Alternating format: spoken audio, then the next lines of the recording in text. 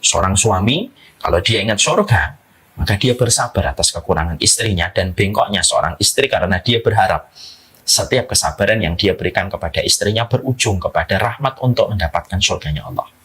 Seorang istri ketika menemani suami dengan logikanya yang panjang pendek perasaannya, berbeda dengan dia yang panjang perasaannya pendek logikanya.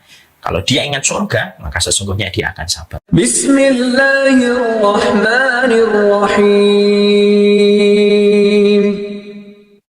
Assalamualaikum warahmatullahi wabarakatuh. Innal hamdalillah wassalatu wassalamu ala Rasulillah wa ala alihi wa sahbihi wa man tabi'ahum bi ihsan ila yaumil qiyamah. Kepada seluruh para penuntut ilmu, kepada seluruh keluarga besar Majelis Talim Agatis yang semoga Allah rahmati, semoga Allah berkahi, dan semoga Allah memberikan kepada kita kebaikan dan keberkahan di sisa usia kita menjelang hari-hari akhir ketika kita akan menghadap kepada Allah Subhanahu wa taala. Semoga Allah memberikan kepada kita kebaikan di masa senja. Karena tidak masalah apapun yang kita lakukan di masa tua selama kita mendapatkan kebaikan di masa tua kita dengan ampunan yang Allah berikan kepada kita dan rahmat yang Allah limpahkan kepada kita. Walaupun kita sudah melewati separuh dari usia kita, tetapi semoga kita senantiasa tidak pernah berhenti untuk berharap mendapatkan rahmatnya Allah Subhanahu wa taala. Karena sesungguhnya tidak ada perkara yang paling penting ketika kita menghabiskan sisa kehidupan kita kecuali memperbaiki prasangka kita kepada Allah. Semoga kita diampuni dosa-dosa yang telah kita lakukan, kemaksiatan yang telah kita kerjakan, dan semoga hati kita tidak pernah letih untuk mengharapkan rahmat Allah pada setiap inci kehidupan kita. Dan semoga itulah yang Allah berikan, dan semoga Allah memberikan kepada kita penutup yang baik pada usia kehidupan kita di dunia. Karena sesungguhnya semua itu tergantung bagaimana penutupnya. Dan semoga kita selain mendapatkan keberkahan, kita juga berdoa. Semoga kita mendapatkan penutup yang baik pada kehidupan kita kelak ketika masing-masing kita diabsen untuk kembali kepada Allah. Makanya Rasulullah SAW menyampaikan bahwasanya seseorang itu berdasarkan bagaimana penutupnya. Dan inilah yang menjadikan kita teruslah berdoa. Semoga hari yang terbaik kita adalah hari terbaik ketika kita akan berjumpa dengan Allah. Semoga amal kita yang paling baik, sholat kita, puasa kita, sedekah kita, yaitu adalah hari ketika kita menghadap kepada alam barzah. Dan semoga umur kita yang paling indah adalah umur ketika kita harus berarah menuju kepada Allah. Inilah doanya Nabi, inilah doanya Abu Bakar, dan semoga doa ini pun menjadi motivasi bagi kita. Jangan pernah berhenti berharap meraih rahmatnya Allah di sisa kehidupan kita, karena Allah akan memberikan kepada kita sesuai dengan prasangka yang kita berikan kepada Allah sebagai penguasa alam semesta. Ini yang menjadi harapan kita. Alhamdulillah, tentunya kita senantiasa bersyukur kepada Allah atas seluruh nikmat yang Allah berikan pada kehidupan kita, dan ini merupakan sebuah kenikmatan yang besar yang Allah berikan kepada kita. Berkumpulnya kita di taman ilmu bukanlah sesuatu yang sederhana, walaupun memang tampaknya sederhana. Di mata manusia kita kumpul, Zoom meeting dalam sebuah acara webinar, tampaknya sederhana. Mungkin agak berbeda dengan suasana ketika kita melihat konser, mungkin agak berbeda ketika kita melihat acara seremonial di kantor, ataupun di perusahaan dan acara kenegaraan. Tapi saya pastikan betul bahwasanya siapapun yang mereka berkumpul di taman ilmu, walaupun tampaknya sederhana, tetapi sesungguhnya Allah memberikan fasilitas yang Allah tidak pernah berikan di tempat-tempat yang lain. Ada yang berkumpul di acara konser, mungkin nama-nama mereka tidak akan pernah dilihat oleh Allah dan diingat oleh Allah. Mungkin mereka tidak akan membuat kagum para malaikat. Tapi siapapun yang mereka berkumpul di taman-taman ilmu, maka sesungguhnya para malaikat mencatat nama mereka, dan Allah akan mengingat siapapun yang mereka berkumpul di taman ilmu, karena Allah itu ingin sekali apabila hamba-hambanya mendatangi Ia dengan ilmu dan tidak mendatangi Ia dengan kebutuhan. Makanya inilah yang menjadikan kita bersyukur. Tidak setiap muslim diberikan oleh Allah hati yang nyaman dan jiwa yang merindu kepada taman ilmu. Banyak orang muslim sepanjang hidupnya tidak pernah ngaji. Ada banyak orang muslim sepanjang hidupnya tidak pernah mendatangi taman ilmu, karena tidak diberikan rasa rindu dan tidak diberikan kenyamanan, dan kita berlindung dari sikap-sikap yang semacam ini. Maka sesungguhnya muslim yang baik yang diinginkan oleh Allah di dalam kebaikan, dijadikan hatinya rindu dengan taman ilmu, dijadikan jiwanya merasa membutuhkan dengan ilmu, karena sesungguhnya ilmu sebagaimana air hujan, membasahi yang kering, menghidupkan yang mati. Dan betapa bersyukurnya ketika ada seorang muslim diberikan oleh Allah kecintaan, kerinduan, dan kebutuhan terhadap taman ilmu. Yang ini tidak Allah berikan kepada setiap orang, tetapi hanya Allah berikan kepada hamba yang Allah kehendaki. Inilah yang kita syukuri, karena perjalanan kita di taman ilmu walaupun tampaknya biasa, tapi akibat yang ditimbulkan itu luar biasa. Makanya bukan hanya para malaikat yang mengingat nama kita, bahkan sampai hewan-hewan pun, itu pun mendoakan kita tanpa kita sadari. Kalau ada di antara bapak dan ibu, di bawah kakinya ada kucing, ada semut, mereka itu mendoakan orang yang sedang berkumpul di taman ilmu walaupun kita tidak paham bahasa mereka dan tidak mengerti kalau mereka sedang mendoakan kita. Makanya sampai Nabi bersabda, hatta namlah, sampai semut yang ada di dalam lubangnya mendoakan mereka yang kumpul di taman ilmu. Bahkan sampai ikan hiu atau ikan paus yang ada di dalam samudra yang begitu dalam pun, mereka ketika mendapati orang berkumpul di taman ilmu, mereka mendoakan saking besarnya kecintaan para penduduk langit dan kecintaan para penduduk bumi. Mereka mencintai orang-orang yang berkumpul di taman ilmu untuk mendapatkan petunjuk dari Allah Subhanahu wa Ta'ala. Dan inilah salah satu yang kita syukuri. Janganlah syukur kita sebagaimana syukurnya kalangan materialisme. Syukurnya kalau ada rumah yang bertambah besar, baru kita bersyukur. Syukurnya kalau ada mobil yang kita bertambah, barulah kita bersyukur. Syukurnya kalau rekening kita bertambah, barulah kita bersyukur. Itu hanyalah sekedar syukurnya kalangan materialisme yang bersyukur ketika benda duniawinya bertambah. Tapi syukurnya orang yang beriman kepada Allah dan hari akhir, mereka bersyukur atas semua nikmat yang Allah berikan. Dan sesungguhnya kenikmatan yang besar adalah kenikmatan ilmu. Karena kalau kita ikhlas duduk di taman ilmu pada kesempatan ini, saya ikhlas, Bapak dan Ibu ikhlas, apa yang kita lakukan hari ini tidak akan pernah terhapus selama-lamanya. Dan pasti kita akan jumpai kembali dalam kehidupan di akhirat apa yang pernah kita lakukan ketika berkumpul di taman ilmu. Karena apa? Beramal soleh ketika mengaji dan mendapatkan ilmu merupakan perkara yang tidak bisa dihilangkan dan tidak bisa dihapuskan. Dengan gempa, dengan kematian, dengan hari kiamat, dia tetap ada. Allah yang menjaga amal itu, Allah yang menjaga pahala itu, dan itulah yang memberatkan mizan kebaikan kita. Maaf ya, sebanyak apapun mobil yang kita miliki, kalau kita sudah meninggal dunia, selesai kita dengan urusan mobil itu, dan mobil itu tidak akan kita jumpai di akhirat. Kalau kita punya rumah yang besar, maaf, maka kita selesai kalau kita meninggal dunia dengan rumah itu, dan kita tidak akan ketemu dengan rumah itu lagi di akhirat. Tapi apa yang kita lakukan ketika kita menuntut ilmu, karena ini merupakan perkara yang Allah cintai, maka perkara ini dijaga oleh Allah. Walaupun hujan badai datang, walaupun kiamat datang menyergap, maka itu tidak bisa menghapuskan dan menghilangkan amal yang didapatkan ketika seseorang duduk di taman ilmu. Karena Allah sangat mencintai mereka yang duduk di taman ilmu, dan kenikmatan mereka yang duduk di taman ilmu sejatinya hanya diberikan kepada orang-orang yang Allah kehendaki, dan semoga kita termasuk orang yang Allah kehendaki. Makanya saya cuma ingin menyampaikan, surga identik dengan ilmu, sebagaimana ikan identik dengan airnya. Kalaulah kita pengen kerja di Pertamina, kita pengen kerja di BP, kita pengen kerja di Telkomsel, Indosat, kita sepakat kita harus punya ilmu supaya kita bisa mendapatkan pekerjaan di kantor-kantor itu. Kalau kita tidak punya ilmu, tidak S1, tentunya tidak akan bisa kita mendapatkan pekerjaan di tempat-tempat itu. Kalaulah hanya di Pertamina, Indosat, Telkomsel, BP, dan sederet perusahaan yang ada di sekitar kita, ternyata kita sepakat bahwasanya harus punya ilmu untuk bisa kerja di tempat-tempat bergengsi itu, apalagi dengan surga. Kualitas surga jauh lebih tinggi daripada sederet perusahaan yang tadi kita sebutkan. Dan surga itu tidak bisa didapatkan kecuali dengan ilmu.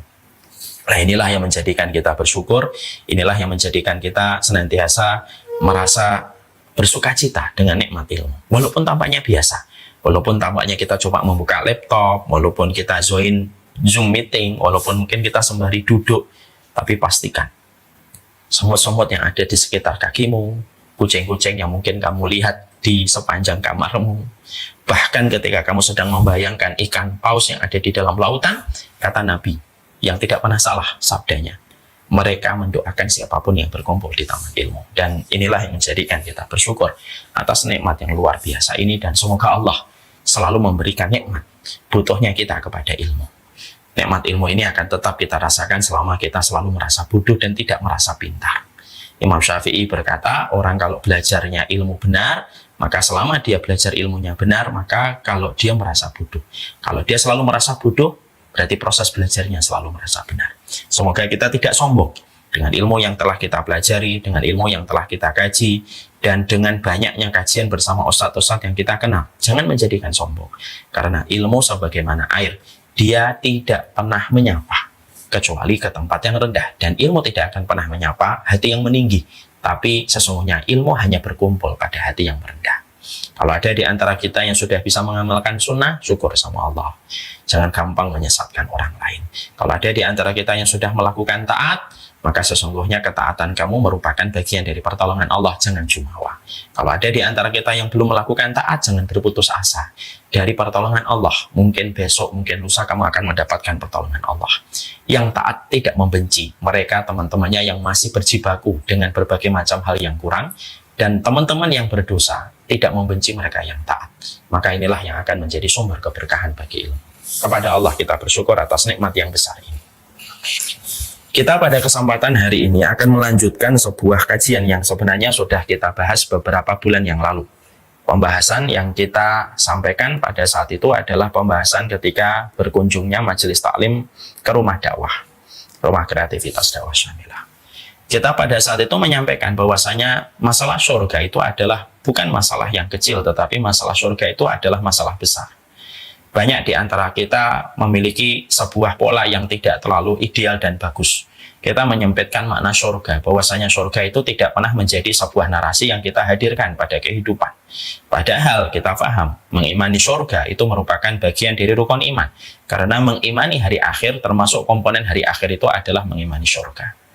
Saya tidak bisa membayangkan pada kehidupan kita kalau Allah tidak menciptakan ada kehidupan setelah kehidupan kita hari ini. Maka saya tidak bisa membayangkan bagaimana orang yang mendapati masalah, bagaimana orang yang mendapati kondisi tidak ideal pada hidupnya, dia tidak lagi punya harapan yang akan dia rajut kalau tidak ada kehidupan setelah kehidupan kita. Tapi betapa bahagianya kita dan betapa bersukacitanya kita. Ternyata Islam menyampaikan ada kehidupan setelah kehidupan hari ini, ada kehidupan di balik kematian, dan ada kehidupan hari akhir, di mana hari akhir menampilkan surga dan neraka untuk menjadi tali kendali pada kehidupan kita. Makanya kalau sudah membicarakan tentang surga dari sudut pandang yang benar dan posisi yang benar, maka membicarakan surga itu memberikan harapan. Karena bagi siapapun yang hari ini sedang sedih, ditinggalkan orang yang dia cintai, kalau dia mengingat surga, maka ada senyum yang tersimpul di wajahnya bahwasanya perpisahan engkau dengan orang yang kamu cintai, maka sesungguhnya ada sebuah janji pertemuan kembali di akhirat, yaitu di surga, ketika engkau memiliki tujuan yang sama dengan orang yang kamu cintai. Akhirnya kesedihan itu akan berganti menjadi sebuah harapan. Sesungguhnya ketika bicara tentang surga itu kekuatan. Karena kelelahan yang kita lakukan ketika melakukan ketaatan kepada Allah, ketika melakukan ibadah kepada Allah di sepanjang hidup kita, maka kelelahan dan keletihan yang kita rasakan dalam hidup akan terasa ringan ketika kita mengingat balasan yang sudah Allah berikan kepada kita ketika surga diciptakan oleh Allah, dan Allah tidak bermain-main dengan kata surga. Sesungguhnya membicarakan surga itu memberikan kepada kita mimpi yang menjadi kenyataan, karena banyak hal yang tidak ideal yang kita dapati di dunia. Kadang-kadang ada di antara kita ditipu, ada di antara kita yang didolimi, ada yang di antara kita ditelikung. Maka ketika kita mengingat surga lalu kita bersabar dengan ketidakidealan hidup yang kita jumpai pada kehidupan, maka mengingat surga yang bisa membalas kesabaran kita menghadapi orang-orang yang berbuat jahat dan minus pada kehidupan kita, itu akan memberikan kepada kita sebuah kekuatan dan memberikan kepada kita sebuah mimpi yang menjadi kenyataan bahwasanya semuanya itu akan terbayar dengan lunas. Makanya biasanya orang itu kalau didolimi sering berkata, Allah tidak tidur dan aku tunggu engkau nanti di akhirat. Karena memang membicarakan akhirat termasuk di dalamnya surga itu merupakan fitrah kehidupan. Makanya kalau ada orang pada kehidupan ini kok dia tidak percaya agama, dia tidak percaya hari akhir, dia tidak percaya hari kematian, adanya kehidupan setelah kematian, saya tidak bisa membayangkan bagaimana dia bisa mencerna kehidupan yang terkadang tidak ideal yang datang pada hidupnya kalau dia tidak beriman sama agama dan tidak beriman adanya kehidupan setelah kematian. Orang PKI kalau mereka tidak percaya agama, itu saya membayangkan, iya kalau dia hidupnya senang terus, kalau hidupnya tiba-tiba dipertemukan dengan sesuatu yang membuat dia terluka, kapan dia akan mendapatkan keadilan kalau di dunia tidak mendapatkan? Kalau dia tidak percaya ada kehidupan setelah kematian, terus gimana dia akan mendapatkan keadilan? Makanya kalau hari ini ada sebuah fenomena anak muda agnostik tidak percaya agama, kadang-kadang saya berpikir gitu, iya kamu masih muda nak, Kamu masih bisa ketawa-ketawa sembari main game, kamu mengatakan tidak percaya agama. Tapi ketika seiring waktu kamu digerogoti usia kamu, ketika kamu akan berpisah dengan orang yang kamu cintai, ketika kamu sudah didera dengan penyakit, ketika kamu sudah merasakan lemah, lalu kamu tidak percaya agama, lalu dari mana kamu akan dapat kekuatan untuk menghadapi semua perkara tidak ideal kehidupan kalau kita tidak percaya agama yang menjanjikan kehidupan setelah kehidupan di dunia. Dan itulah yang menjadikan kita faham. Beriman kepada hari akhir, beriman kepada surga, maka itu merupakan obat yang manis. Karena obat kan ada yang pahit, tapi mengingat surga itu obat yang manis. Bahwasanya semua perkara itu akan tampak indah kalau seseorang itu mengingat gemericik air surga yang Allah janjikan, dan Allah tidak pernah main-main ketika menciptakan surga. Dan yang mengatakan surga itu indah bukan manusia, yang mengatakan surga indah itu Allah. Dan Allah tidak pernah berdusta sebagai penguasa alam semesta. Kita bisa membayangkannya. Sejenak mari kita mencoba mencerna kata surga dan sifatnya dari sudut pandang yang paling sederhana. Kalau kita mengingat Allah itu kan Allah itu memuji surga sebagai tempat yang indah. Bahkan Rasulullah SAW juga menegaskan apa yang disampaikan oleh Allah, yaitu adalah mala ainun ra'at wala udhunun sami'at wala khatara bi balil bashar. Kalau kamu melihat surga, maka sesungguhnya tidak ada mata yang bisa melihat dan menceritakan secara indah dan detail indahnya surga. Tidak ada telinga yang bisa mendengarkan secara detail setiap lekuk dan detailnya indahnya surga, dan tidak ada orang yang bisa membayangkan indahnya surga itu kayak apa. Kenapa? Apa yang dibayangkan manusia itu jauh di bawah apa yang Allah ciptakan. Karena memang surga itu indah. Maka ketika kita mendapati bahwasanya surga itu indahnya luar biasa, dan keindahan surga itu sifatnya absolut, mutlak, dia tidak bersifat relatif. Karena yang mengucapkan keindahan itu adalah Allah. Kalau yang mengatakan indah itu manusia, itu relatif. Karena indahnya saya dengan indahnya Pak Sigit beda. Indahnya Pak Sigit dengan ibu yang lain tentunya beda.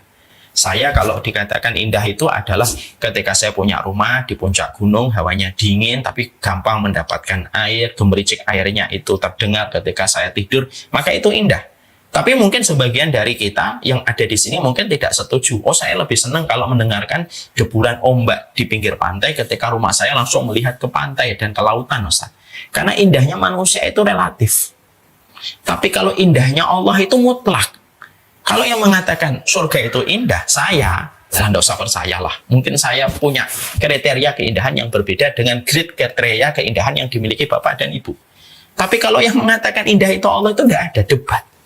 Ya. Makanya dengan analogi yang sederhana, kalau ada makanan, kalau ada satu makanan dipuji sama seseorang, jangan langsung percaya. Kita lihat dulu siapa yang memuji makanan itu. Kalau yang memujinya santri di pondok, memuji makanan enak, ya nggak usah percaya. Santri kok. Santri itu dikasih garam, dikasih air dikit aja sudah enak. Mie instan aja sudah enak. Bagi santri yang memang terbiasa hidup dengan prihatin dalam perjalanan mereka menimba ilmu. Kalau santri yang ngomong makanan enak itu, alah, nggak usah terlalu percaya. Santri itu tidak mengenal bagaimana grade kenikmatan rasa di dalam lidah. Tapi maaf, kalau yang mengatakan makanan itu enak adalah seorang chef terkenal, memenangkan banyak lomba, diakui di banyak restoran, dan dia diperebutkan di banyak restoran karena masakannya selalu akan mendatangkan banyak pelanggan dan customer, maka kalau koki itu atau chef itu mengatakan enak, kita akan, yang mengatakan chef kok.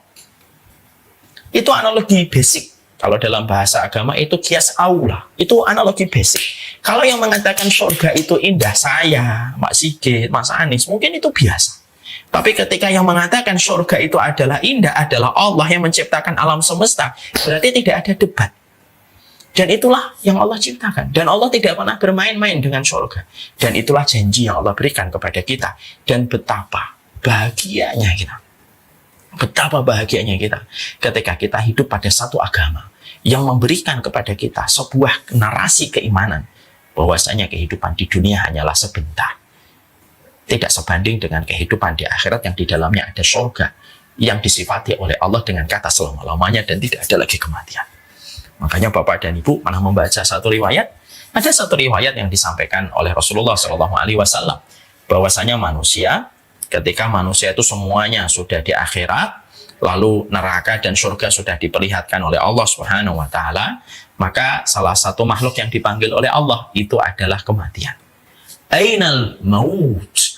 Mana kemaut? Mana maut? Mana kematian? Karena kematian itu makhluknya Allah. Maka datanglah kematian. yang sejatinya kematian itu menyapa seluruh manusia dari semenjak Nabi Adam sampai manusia yang terakhir yang melihat hari kiamat ditegakkan. Kematian datang. Kematian itu datang. Ketika kematian itu datang, maka pada saat itu dia di hadapan Allah. Ketika dia di hadapan Allah, maka Allah menyerupakan kematian itu dengan domba yang begitu gemuk. Ketika diserupakan sebagaimana domba yang gemuk, maka Allah sembelih sendiri kematian itu. Dan setelah disembelihnya domba yang merupakan perwujudan dari kematian yang dulunya membersamai kehidupan manusia di dunia, maka semenjak saat itu tidak ada lagi kematian. Maka yang nikmat akan nikmat terus menerus dan abadi, yang mendapatkan siksa maka ada dua, ada yang kekal di dalam neraka dan ada yang di neraka itu sementara dan akhirnya dimasukkan ke dalam surga. Itulah nikmatnya surga. Makanya Masya Allah itulah yang menjadikan kita akhirnya paham. Membicarakan tentang surga bukan karena kita tua. Membicarakan tentang surga itu bukan karena kita sudah mendekati angka 50 dan angka 60. Membicarakan surga itu bukan karena kita sudah beruban. Bukan. Itu persepsi banyak orang. Ya sudahlah, memang kamu itu sudah tua, sudah 50, ubannya sudah banyak, cucunya sudah 4. Wajar kamu ngomong surga. Enggak, salah itu.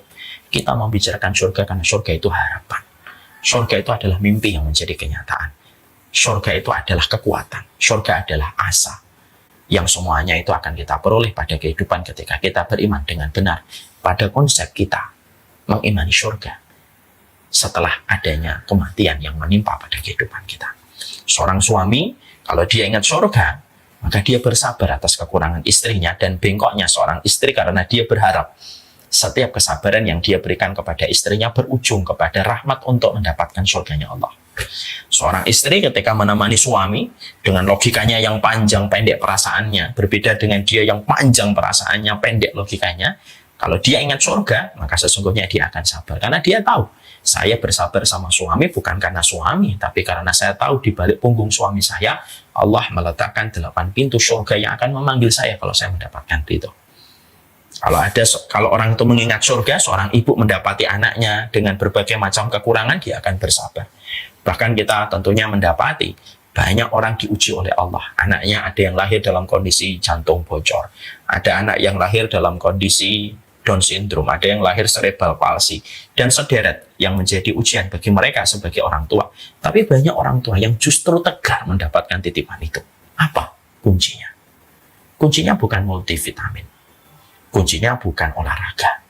Kuncinya karena mereka tahu titipan itu akan membawa mereka ke surga ketika mereka bersabar. Maka inilah yang menjadikan akhirnya kita paham. Inilah yang menjadikan kita mengerti betapa besarnya hajat kita di dalam pembicaraan masalah surga. Karena surga sekali lagi membicarakan tentangnya bukan masalah tua dan muda, tapi masalah hajat dan kebutuhan kita, karena di dalam pembicaraan surga ada harapan, ada kekuatan, dan ada mimpi yang akan menjadi kenyataan. Setelah kita membahas mukadimah ini dalam perjalanan kita ketika kita mengingat surga, kenapa Pak? Setelah kita membicarakan sana, ya boleh. Setelah kita membicarakan tentang masalah surga, kemarin kita telah membicarakan beberapa part yang berkaitan tentang masalah surga ketika berkumpul di rumah kreativitas Dakwah Syamila. Yang pertama, bahwasanya surga itu pada dasarnya tidak akan kita dapatkan bukan berdasarkan amal solih yang kita lakukan dan bukan berdasarkan ibadah yang kita kerjakan. Tapi sesungguhnya kita akan mendapatkan surga karena rahmatnya Allah. Mungkin bagi kita sebagian ada yang belum paham, apa sih maksudnya kita mendapatkan surga itu karena rahmat, bukan karena ibadah. Jadi artinya secara uraian yang sederhana dan penjabaran singkatnya begini. Karena sesungguhnya surga, nilai properti dari surga itu begitu mahal. Kalau ada seseorang ketika dia beribadah, lalu dia pede menganggap ibadahnya itu sepadan dengan properti di surga, maka dia salah besar. Dia salah besar. Karena apa? Ibadahmu walaupun diperes selama puluhan tahun, misalkan engkau bersujud dan tanpa engkau bangun dari sujudmu kecuali untuk makan dan untuk mandi dan buang air, lalu sujud kembali kepada Allah, itu pun tidak akan sepadan dengan nilainya surga yang begitu mahal Allah ciptakan. Makanya hatta Rasulullah, orang yang paling bertakwa dalam kehidupan kita, yaitu adalah Rasulullah Shallallahu Alaihi Wasallam.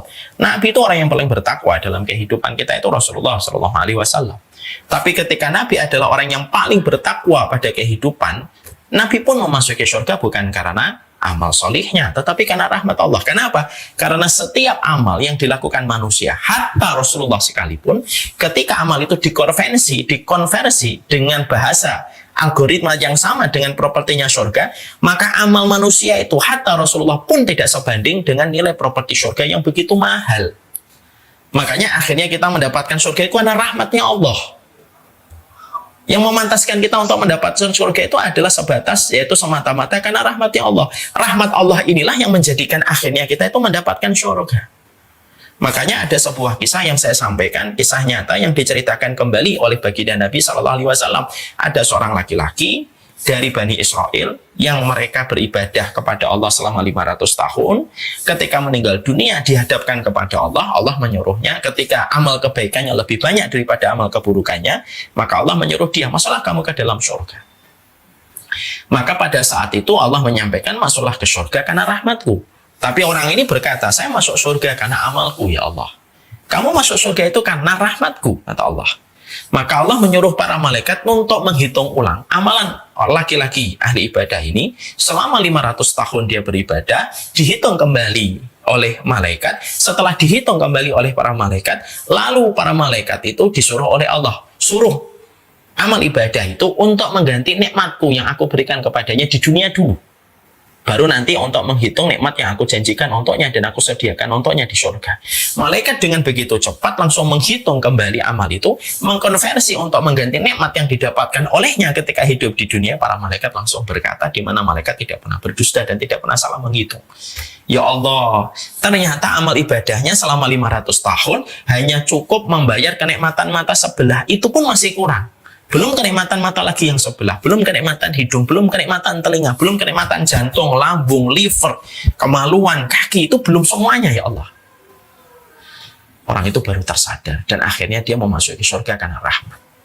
Disitulah kita akhirnya memahami bahwasanya kalaupun kita beribadah kepada Allah, maaf ya, siapapun yang taat hari ini, ketika kita belajar bahwasanya orang yang memasuki surga, kulun nasi yadkhulunal jannah bi rahmati, setiap orang yang nanti memasuki surga itu pasti karena rahmatnya Allah, maka ini memberikan sebuah efek pelajaran untuk kita dan lembaran mata kuliah untuk kita. Kurikulumnya apa? Kita belajar dari poin yang pertama, bahwasanya kalaupun engkau ahli ibadah, jangan merasa sombong dan merasa jumawa dengan ibadahmu, karena sesungguhnya yang memantaskan dirimu untuk mendapatkan surga itu karena rahmat. Tapi jangan salah paham juga mengatakan, ya sudahlah, nggak usah beribadah, yang penting dapat rahmat. Ya nggak bisa, karena syarat untuk mendapatkan rahmat itu ada ketaatan yang harus dilakukan. Tapi kalaupun kamu sudah taat dan ketika kamu sudah beribadah, jangan sombong dengan ibadah yang kamu lakukan, karena yang memantaskan kamu untuk mendapatkan surganya itu rahmatnya Allah. Makanya ketika kita beribadah, ketika kita taat, ketika kita melakukan deretan ketaatan dan penghambaan kita kepada Allah, harapkan rahmatnya Allah. Itu yang penting dan jangan merasa jumawa dengan ibadah kamu. Banyak orang yang ikut taklim, banyak orang yang mereka melakukan ibadah lalu merasa sombong dengan ibadahnya. Kesombongan atas pencapaian ibadah itu menggagalkan ikhtiar manusia untuk mendapatkan rahmat. Jangan sombong. Dan itu merupakan salah satu musuh yang harus kita waspadai. Setiap para penempuh surga itu harus curiga kepada dirinya bahwasanya dia itu sombong di dalam setiap pencapaian ketaatan dan ibadah. Jangan sombong, karena itu yang akan menggagalkan kita mendapatkan rahmatnya Allah. Makanya ketika kita memahami poin ini, akhirnya melahirkan sebuah sikap hati dan melahirkan sikap jiwa yang begitu indah untuk kita. Oh, berarti ketika kita taat, ketika kita beribadah, maka yang kita harapkan itu rahmat. Dan apapun ibadah yang kamu lakukan, jangan pernah merasa pede terlalu berlebihan bahwasanya amal ibadahmu sepadan dengan properti yang dijanjikan oleh Allah di surga. Makanya sampai Nabi kan tidak pernah meninggalkan salah satu dzikir yang selalu dilazimi oleh beliau di waktu pagi dan di waktu sore. Allahumma rahmataka arju fala takilni ila nafsi tarfata ainin. Ya Allah, rahmatmu yang aku harapkan, fala takilni, janganlah engkau meninggalkan aku walaupun sekejap mata. Jadi Rasulullah pun mengharapkan rahmatnya Allah. Dan itulah yang menjadikan kita akhirnya, poin pertama, memberikan kepada kita sebuah efek yang memberi materi kehidupan. Jangan sombong dengan ibadah yang telah kamu lakukan, karena yang memantaskan kamu ke dalam surga adalah rahmat Allah semata. Maka berdoalah, ya Allah, semoga sholat saya, semoga puasa saya, semoga sedekah saya, itu adalah perkara yang bisa memantaskan saya untuk mendapatkan surga dan mendapatkan rahmat. Ini yang pertama. Ini sudah kita jelaskan, saya mereview kembali sedikit. Yang kedua yang kita dapatkan adalah penjelasan Nabi, al-jannatu adna min syiraki na'lik. Wan naru mislu dzalika. Kata Rasulullah SAW bahwasanya surga itu, kata Rasulullah SAW, bahwasanya surga itu sedekat tali sandal. Artinya apa sih surga itu sedekat tali sandal? Artinya bahwasanya kita tidak pernah tahu di antara amal, di antara ketaatan yang kita lakukan dan kita kerjakan, manakah amal yang sejatinya amal itu yang akan menjadikan kita dimasukkan oleh Allah ke dalam surga. Makanya dikomentari oleh Rasulullah dalam sabdanya, surga itu sedekat dengan tali sandal. Surga sedekat dengan tali sandal. Artinya begini, bisa jadi ketika kamu melakukan umroh 30 kali, belum tentu diterima oleh Allah. Tapi bisa jadi ketika kamu pernah memberikan makanan orang yang sedang menyapu, lalu kamu mengerjakan itu, pada saat tidak ada siapapun yang melihat kamu untuk memberikan makanan itu kepada penyapu di pinggir jalan, dan kamu lakukan itu semata-mata kamu tahu itu adalah perbuatan yang Allah cintai ketika kamu membantu seorang hambanya Allah, maka bisa jadi itulah yang memasukkan kamu untuk mendapatkan rahmat. Adapun umrahmu bisa jadi belum tentu mendapatkan rahmat. Makanya kan Rasulullah, sebagaimana yang pernah saya sampaikan, Rasulullah SAW menceritakan ada loh penduduk surga yang dia itu lagi gembira, lagi lompat-lompat di dalam surga. Hanya kegirangan yang dia keluarkan hanya disebabkan karena dia pernah motong dahan. Dia potong satu dahan yang mengganggu orang yang lalu lalang di satu jalan. Dia potong dahan itu, dia seret dahan itu, lalu dia berikan dahan itu kepada orang lain. Lalu dia berikan lahan itu lalu dia pinggirkan atau singkirkan dahan itu di jalan yang tidak mengganggu orang. Lalu dengan itu, akhirnya Allah memasukkan dia ke dalam surga. Kita tidak pernah tahu. Makanya jangan kita menjadi orang ketika kita telah menobatkan diri kita, saya ingin mendapatkan surga. Dan orang yang ingin mendapatkan surga itu tidak usah malu. Dikomentari orang langsung drop, tidak usah. Kalau kita memang ingin menginginkan surga, bismillah. Jalan apapun yang kita peroleh, sabar.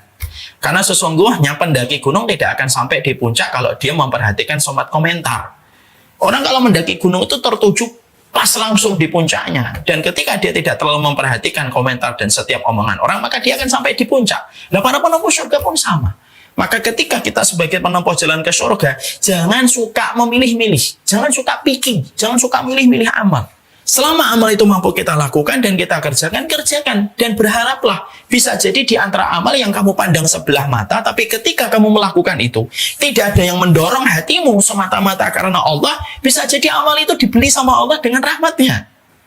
Bisa jadi ketika kita mau gosok gigi, lalu kita melihat ada semut di wastafel itu, lalu kita rela untuk agak sedikit lama, kita usir semut itu supaya semut itu tidak mati, kena terjangan air wastafel, tanpa ada yang melihat perbuatan kita itu, lalu semut itu akhirnya selamat dari terjangan air wastafel ketika kita sabar menyingkirkannya. Bisa jadi transaksi itu dibeli sama Allah kan?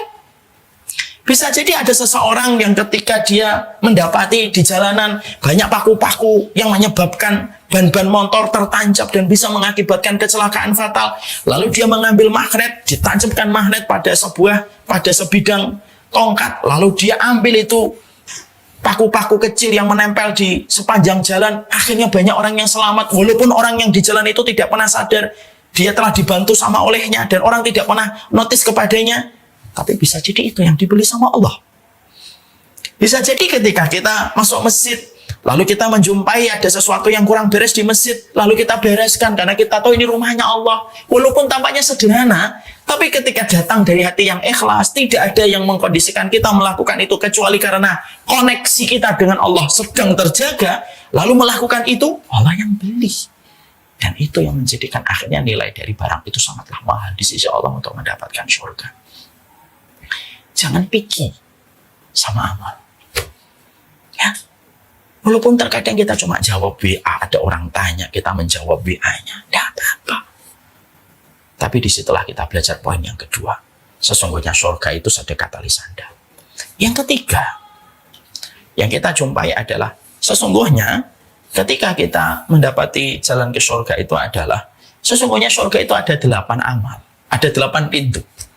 Ya, Allah dan Rasulullah SAW menyampaikan kepada kita, sesungguhnya pintunya surga itu ada 8. Ada 8 pintu surga itu apa sih Ustaz? Ada pintu sholat, pintu puasa, pintu sedekah, pintu jihad, pintu aiman. Pintu aiman ini pintu yang Allah anugerahkan kepada 70 orang yang masuk surga tanpa hisab. Ya, ada pintu aiman, ada pintu ridho, ada pintu taubat, dan ada pintu memaafkan. Kenapa Allah itu jadikan pintu surga itu ada 8 ya Ustaz? Kenapa Allah tidak jadikan pintu surga itu gede, kayak gerbang besar, semua orang bareng-bareng masuk di situ? Enggak gitu. Surga tidak dijadikan satu pintu gerbang yang gede panjang, enggak. Allah jadikan pintu surga itu ada 8. Untuk memberi pelajaran untuk kita. Setiap manusia bisa jadi memiliki amal-amal yang berbeda dengan orang lain yang memantaskan dia untuk meraih rahmat, untuk meraih surganya Allah. Ada yang nanti dipanggil pintu sholat, pintu sedekah tidak memanggil. Ada pintu sedekah, pintu puasa tidak memanggil. Ada pintu puasa, pintu jihad tidak memanggil. Ada dipanggil oleh pintu aiman tetapi tidak dipanggil pintu tobat. Ada yang dipanggil pintu tobat tapi tidak dipanggil oleh pintu itu. Nah, disinilah kita belajar pada poin yang ketiga. Temukan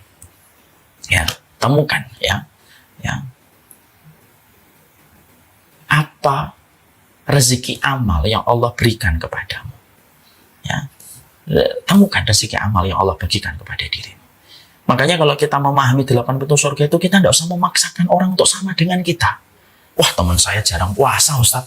Mungkin dia jarang puasa, tapi tanpa kamu sadari dia adalah orang yang rajin bangun malam.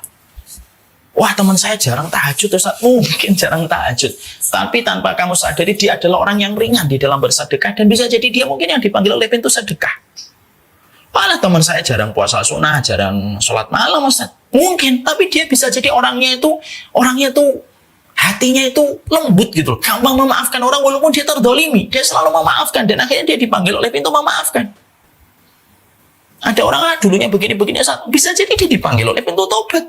Kalau kita memahami ini, apa poin-poin untuk menjadi pembelajaran kita? Ketika kita memahami 8 pintu surga, ada beberapa poin yang menjadi sebuah refleksi kita. 1, kalau kamu memahami bahwasanya pintu surga itu ada 8, 1, temukan potensi amal yang Allah anugerahkan kepada dirimu, karena setiap orang memiliki potensi amal yang tidak sama. Itu yang pertama. Yang kedua, jangan paksakan orang dengan cara pandang kita, dengan amal yang Allah anugerahkan kepada kita. Jangan mengukur sepatu orang dengan ukuran sepatu kita.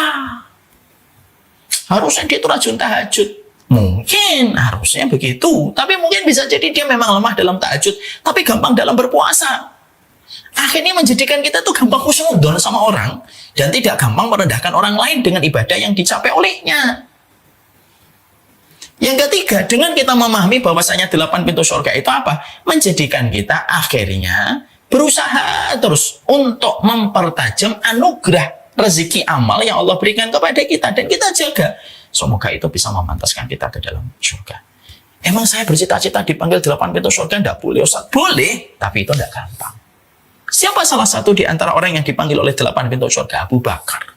Abu Bakar dipanggil pintu sholat, dipanggil pintu puasa, dipanggil pintu sedekah, dipanggil pintu jihad, dipanggil pintu aiman, dipanggil oleh pintu ridho, taubat, pintu memaafkan. Tapi orang yang dipanggil 8 pintu surga tidak banyak. Maka itu yang menjadikan akhirnya kita paham betul. Disitulah kita paham. Disitulah kita mengerti apa rezeki amal yang Allah bagikan untuk dirimu. Fokus kepada itu. Dan tidak perlu kamu memperlebar pandanganmu sama orang. Karena kamu tidak pernah ditugaskan oleh Allah untuk memeriksa amal orang lain. Tapi kamu diperintahkan oleh Allah menghisab dirimu sendiri. Karena yang paling tahu tentang dirimu adalah dirimu. Ya. Balil insanu ala nafsihi basirah walau alqa ma'adirah. Manusia itu yang paling ngerti tentang dirinya, walaupun dia bisa mengemukakan banyak alasan, tapi yang paling tahu tentang diri kita ya diri kita. Maka itu poin yang ketiga. Apa yang kita harus kerjakan dalam sebuah pembicaraan kita tentang masalah surga. Maka yang kita dapatkan yang berikutnya, bahwasanya di antara perkara yang kita harus mengerti tentang surga itu adalah bagaimana setiap dari kita harus berhati-hati terhadap penutup ajal kita. Ini penting. Ini menjadi salah satu di antara hal yang dihadirkan di dalam pembicaraan ketika membahas dan membicarakan tentang masalah surga. Kenapa ini menjadi masalah yang cukup penting, Ustaz? Ya, ini menjadi masalah yang cukup penting sekali. Pembicaraan tentang surga itu adalah membicarakan tentang kehati-hatian kita terhadap amal penutup. Ya. Karena sesungguhnya kita belajar dari satu hadis di mana hadis ini memberikan kepada kita kabar gembira, tapi juga memberikan kepada kita jalan kewaspadaan. Apa hadis itu, Ustaz? Innamal a'malu bi khawatimiha. Rasulullah Shallallahu Alaihi Wasallam menyampaikan kepada kita, innamal a'malu bi khawatimiha. Seluruh amal itu tergantung penutupnya. Jadi seluruh amal itu tergantung penutupnya. Dan ketika kita bicara dalam konteks surga dan neraka, itu juga tergantung juga bagaimana penutup manusia di dalam hidupnya. Manusia itu tergantung penutupnya. Hadis ini memberikan kabar gembira, sekaligus pula menghamparkan jalan kewaspadaan. Kenapa gitu, Ustaz? Begini loh, gimana kita tidak gembira terhadap hadis ini? Kalau orang merasa dirinya banyak dosa di waktu muda, maka ketika dia mendengar hadis innamal a'malu bi khawatimiha, kalau dia itu mendengar hadis innamal a'malu bi khawatimiha, menjadikan seseorang itu menjadi lapang. Senang dia, oh bolehlah saya tidak benar ketika waktu muda, tapi saya masih punya harapan kalau nanti di masa tua saya bisa mendapatkan penutup yang baik.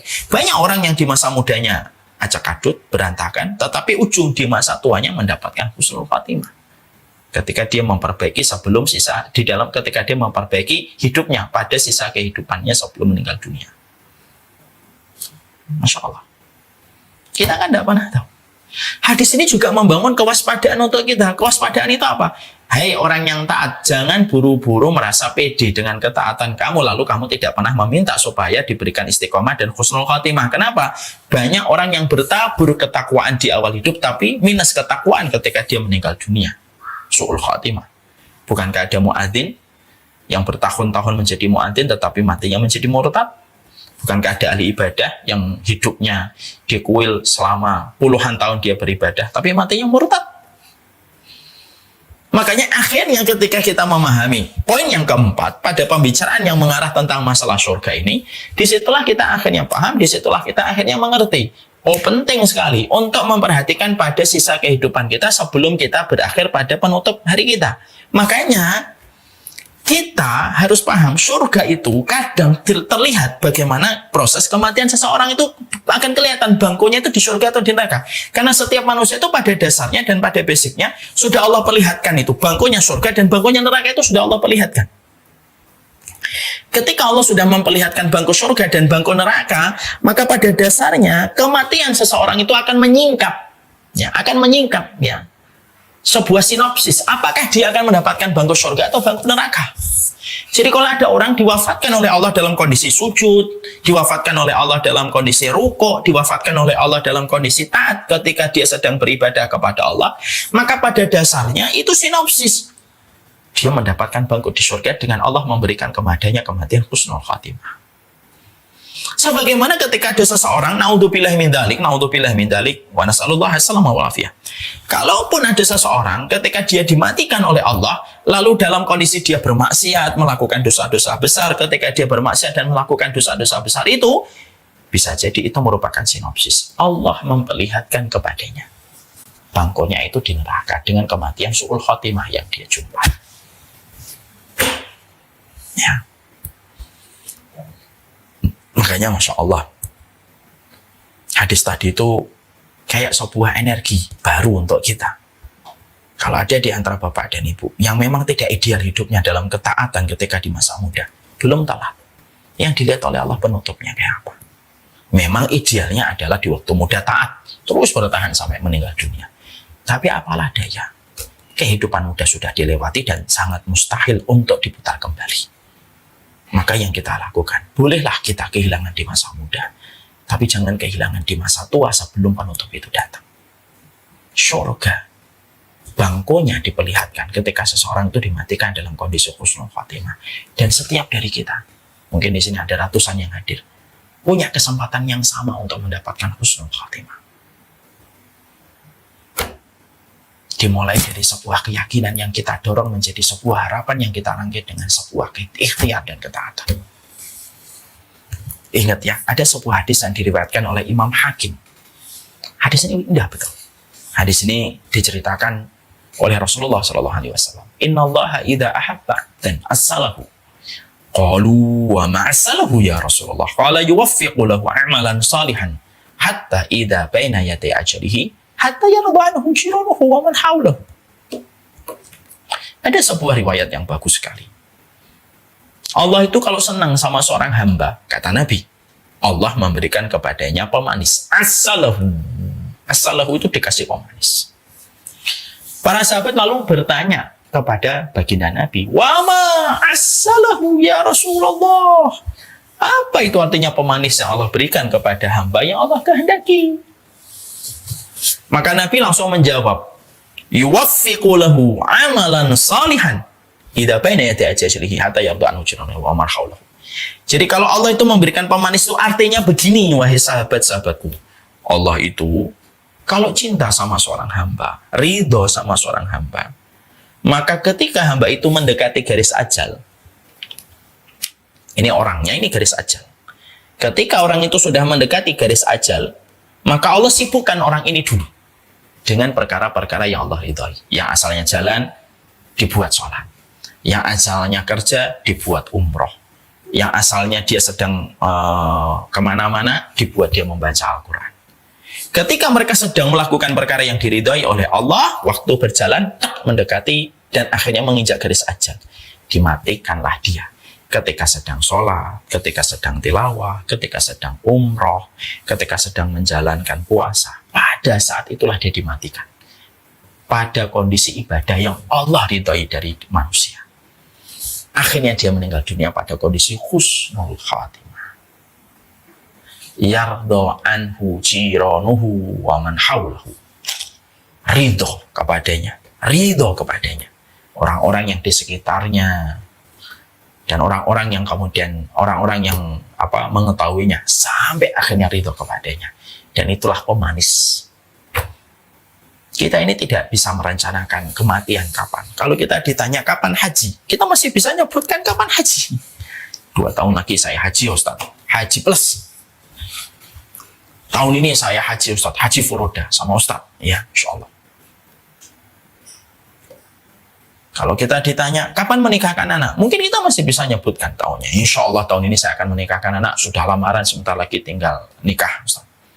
Kalau kita ditanya kapan kita akan bangun rumah, kita masih bisa memprediksi waktunya. Tapi siapa yang mampu menjawab kalau ada di antara kita ditanya, kapan kamu mati? Maka tidak ada di antara kita yang bisa menyebutkan.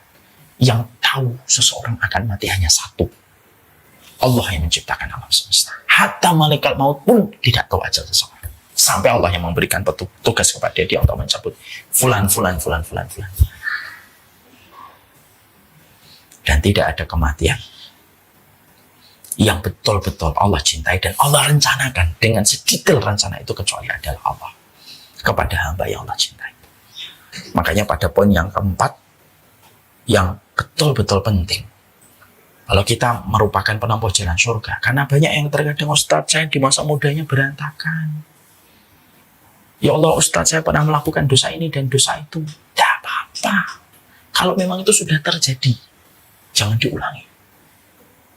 Dan yang kita harus ingat adalah kita memperbaiki sisa kehidupan kita supaya mendapatkan penutup yang baik. Ada Utsairim bin Abdillah Syal, seorang sahabat Nabi, belum pernah sholat, belum pernah sujud, masuk Islam waktu pagi, meninggal dunia sebelum duhur. Masuk Islamnya itu waktu pagi habis subuh, meninggal dunia sebelum duhur. Belum sholat, tapi meninggalnya, kata Rasulullah di peperangan, meninggalnya masuk surga. Walaupun keningnya belum pernah dipakai untuk sholat. Keningnya belum pernah dipakai untuk sholat. Masya Allah. Ada Umar bin Khattab. Hidupnya dengan taburan kesyirikan yang dia kerjakan. Sampai akhirnya tersentuh dan akhirnya membela Islam sampai di akhir hidupnya. Terkadang ada di antara kita yang masuk surganya, jalannya sebagaimana Abu Bakar.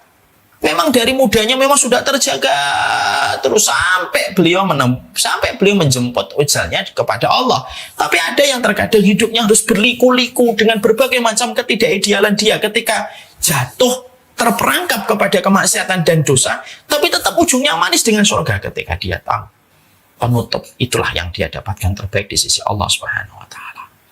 Maka inilah yang menjadikan kita akhirnya mengerti. Poin yang keempat itu poin yang penting.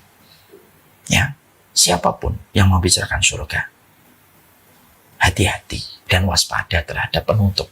Karena penutup ajal kita menyingkap bangku kita di dunia ataupun bangku kita di neraka sesuai dengan status bagaimana kematian kita. Kalau seseorang diwafatkan dalam kondisi husnul khatimah, tersingkap sinopsis, oh ini bangkunya di surga. Kalau ada seseorang yang meninggal dunia